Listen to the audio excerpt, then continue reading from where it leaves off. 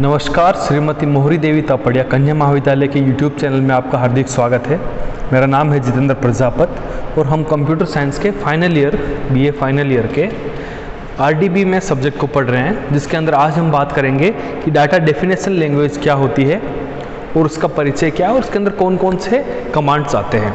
तो सबसे पहले हम शुरू करते हैं कि कमांड्स होते कितने टाइप के होते हैं। 3 टाइप के कमांड्स होते हैं: data definition language, data manipulation language, ये मैंने आपको पढ़ा दिया था, TCL और DCL।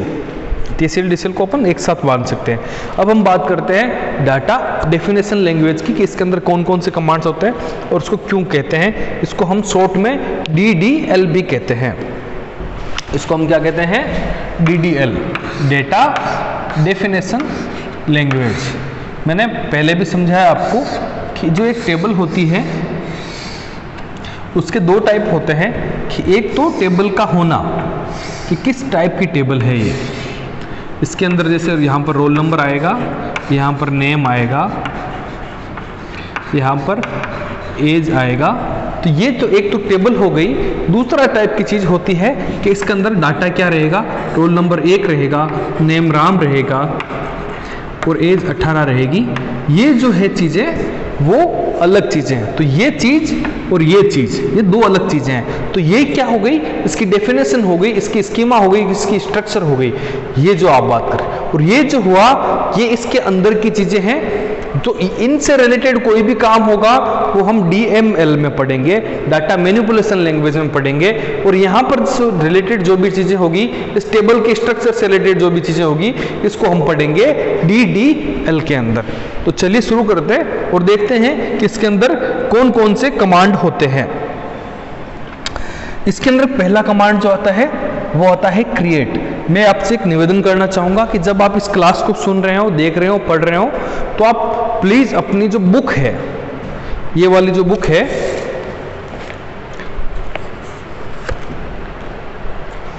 जो आपको लाइब्रेरी से मिली है, PL SQL सरल हिंदी के अंदर, दुप्या लखियानी से GD खेमानी जो इसके राइटर हैं, उसको आप ज़रूर साथ लेके बैठें, तभी आप इस चीज़ को समझ पाओगे। ये तो हो सकता है कि आपको ये चीज़ समझ में ना आए और आपको लगे कि मैं क्या बातें कर रहा हूँ। तो आपसे निवेदन रहेगा कि इस बुक को खोल के पेज नंबर 35 नंबर पेज पर आप खोल के रखें और हम इसको साथ में पढ़ने वाले हैं अब।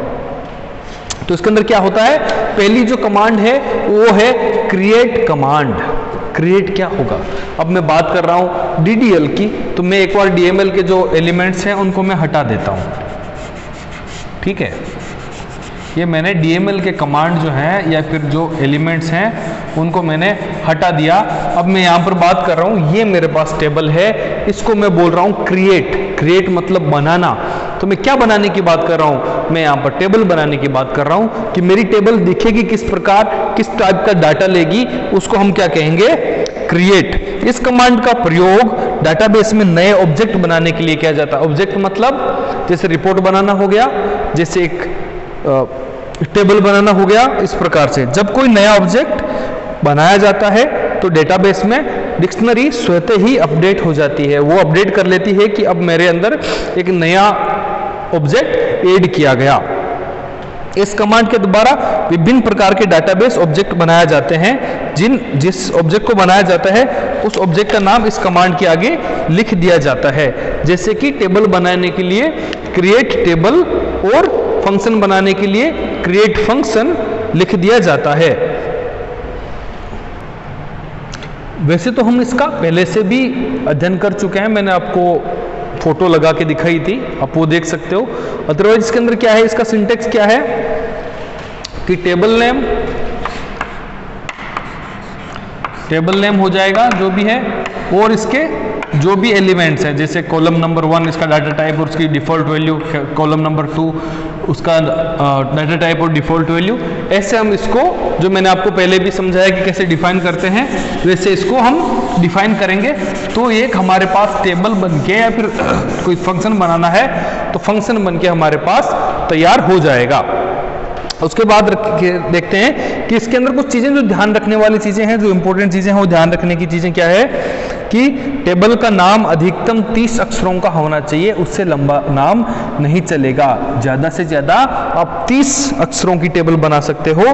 पहली जो टेबल का पहला जो नाम होगा, जैसे मैं यहाँ पर नाम लिखना चाहूँ R123, तो पहला जो अक्षर है वो अल्फ़ाबेट ही होना चाहिए। आप 1 2 3 R नहीं बना सकते क्योंकि ये नंबर से शुरू हो रहा है, तो ये नंबर से शुरू नहीं होगा, सिर्फ अल्फ़ाबेट से शुरू होगा। इस चीज़ का आप खूब ध्यान रखें। ये जो कुछ नियम है हो सकता है आपको पूछ लिए जाएं। और ये एक चीज़ ध्यान रखें कि अब आप जब फाइनल ईयर में हो तो अगले साल आप किसी कंपटीशन की भी तैयारी करोगे तो कंप्यूटर से रिलेटेड बहुत सारे क्वेश्चंस आते हैं आपके। हर जो पेपर होता है उसके अंदर 5 से लेकर 20-25 तक क्वेश्चन आते हैं। इनका आप ध्यान रखें कि जो आप पढ़ रहे हो यही आपका ज्ञान है कंप्यूटर का, जो आपको कंपटीशन में भी बहुत हेल्प करेगा। तो आप इन चीज़ों को ध्यान से पढ़ें। उसके बाद में क्या है कि टेबल में कम से कम एक कॉलम होना आवश्यक है। अगर आप सोचो कि इसके अंदर एक भी कॉलम नहीं होता तो वो कोई टेबल ही नहीं होती, टेबल बन ही नहीं सकती बिना कॉलम के। तो कम से कम एक कॉलम होना इसका आवश्यक है। उसके बाद हम बात करें कि टेबल के अंदर अधिकतम 1000 कॉलम हो सकते हैं। जैसे अभी तो 1 2 3 है, ऐसे करके 1000 कॉलम इसके अंदर बन सकते हैं। जब मैं जब मैं SQL प्लस की बात कर रहा हूं, सिर्फ सिर्फ वेरकेर टू डाटा टाइप में फील्ड का साइज देना अनिवार्य है। आप फील्ड का साइज देना जरूरी है जब आप वेरकेर 2 की बात कर रहे हैं। क्यों जरूरी है? क्योंकि वो तो डायनेमिकली चेंज कर लेता है। ठीक है, किसी एक टेबल के नाम को उस स्कीमा में दोहराया नहीं जा सकता। ये चीज आप ध्यान रखें कि आप टेबल के नाम को बार बार यूज नहीं ले सकते, अर्थात एक नाम की 2 टेबल नहीं बना सकते। कैसे बनाओगे? जैसे आपने स्टूडेंट और टीचर को एक ही नाम की इस टेबल से बना दिया, तो जब मैं किसी यूजर का डाटा लूंगा, जैसे स्टूडेंट का लेना चाहूंगा, तो टीचर का भी आएगा, तो वो एग्जिस्ट भी नहीं कर पाएगी। तो इसलिए एक नाम की 2 टेबल बनना इम्पॉसिबल है, बन ही नहीं सकती। अब इसके अंदर क्या कहा गया अगला, किसी एक टेबल में फील्ड का नाम भी दोहराया नहीं जा सकता, अर्थात टेबल के एक फील्ड का नाम उसी टेबल के अंदर दोहराया नहीं जा सकता। जैसे मैं एज नाम के 2 फील्ड नहीं बना सकता, वो भी सही नहीं रहेगा। फील्ड से संबंधित जो सूचनाएं होती है, जैसे कि उनका डेटा टाइप इत्यादि को कोष्टक में लिखा जाता है। जो ये है ना कोष्टक, जैसे मैंने बताया था, जब आप टेबल फंक्शन के अंदर यूज लेंगे उसको कोष्टक में लिखा जाएगा। अगर आपको नहीं समझ में आ रहा कोष्टक का मतलब क्या, तो पिछले वीडियो के अंदर जो मैंने यहाँ पर आपको एग्जांपल दिया था क्रिएट का सिंटेक्स लगा के, तो उसके अंदर देखोगे कि कोष्टक का यूज लिया गया है।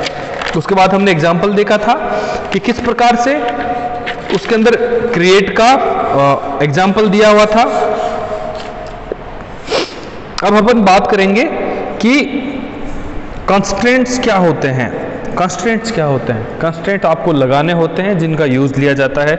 जब मैंने आपको सिंटेक्स समझाया था तो उसके अंदर बताया था कि कंस्ट्रेंट स्पेसिफिकेशन, सबसे लास्ट में लिखा था वहां पर कंस्ट्रेंट्स स्पेसिफिकेशन।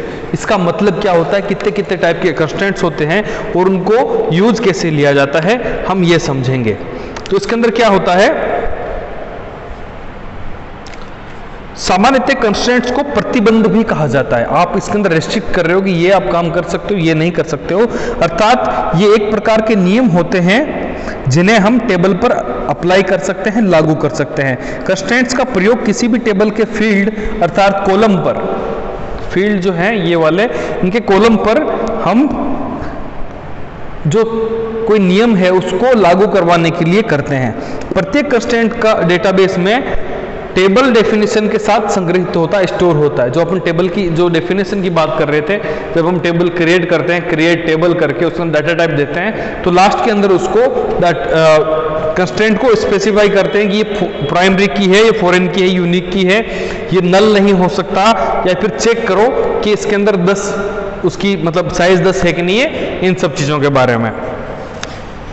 चलिए, ये जो सारे आपके कंस्ट्रेंट्स हैं उनको हम अब कल पढ़ेंगे क्योंकि बहुत लंबे और इंपॉर्टेंट चीजें हैं। इसका प्रयोग डाटा इंटीग्रिटी, मैंने आपको पहले भी पढ़ाया था कि डाटा इंटीग्रिटी क्या होता है। के नियमों को लागू करने के लिए किया जाता है। कंस्ट्रेंट डाटाबेस में टेबल के साथ ही संग्रहित होता है। ये स्थायी परमानेंट ऑब्जेक्ट होता है, ये एक स्थायी ऑब्जेक्ट होता है। प्रत्येक कंस्ट्रेंट उसका नाम उसके स्कीमा में दोहराया नहीं जा सकता, ये बहुत इजी चीज है।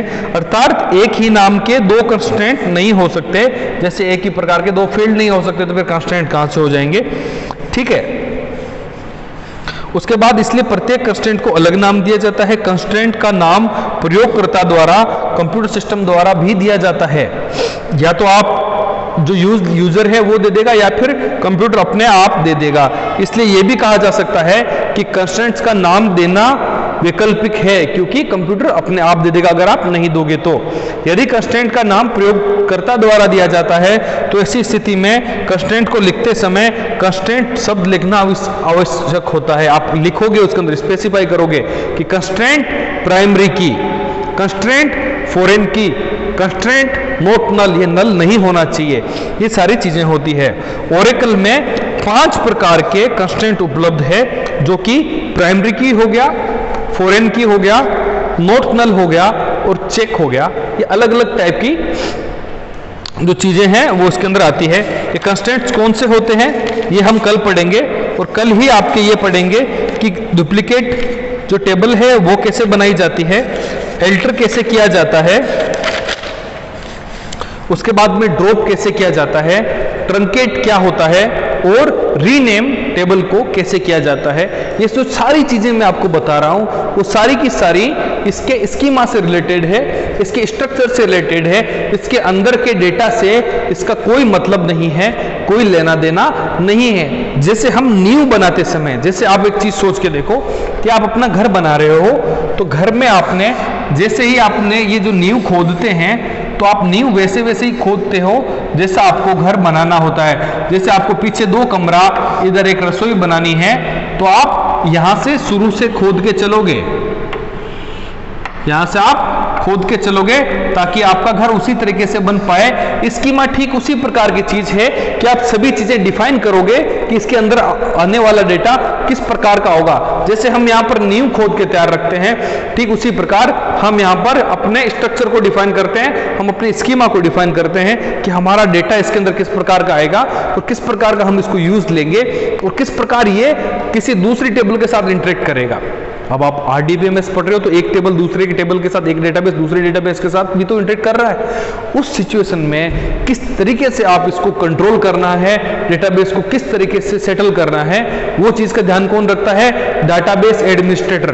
तो आप ये भी चीज ध्यान रखें कि डाटाबेस एडमिनिस्ट्रेटर का काम क्या है, कि टेबल बनेगी कैसे और दूसरे टेबल के साथ इसका इंटरेक्शन कैसा रहेगा, वो सब भी चीजों का ध्यान रखना।